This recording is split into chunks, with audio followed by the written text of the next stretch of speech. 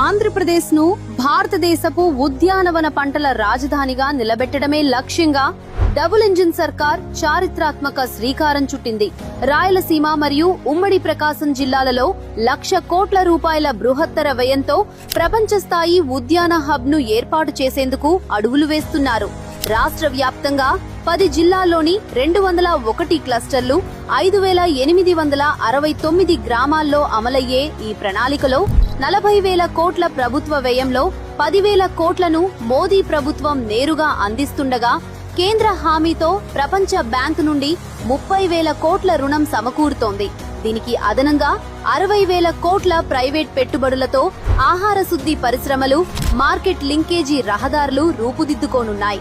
Double engine ప్రభుత్వాల కృషితో రైతులకు అధిక ఆదాయం, సస్యశ్యామల భవిత దక్కనుంది.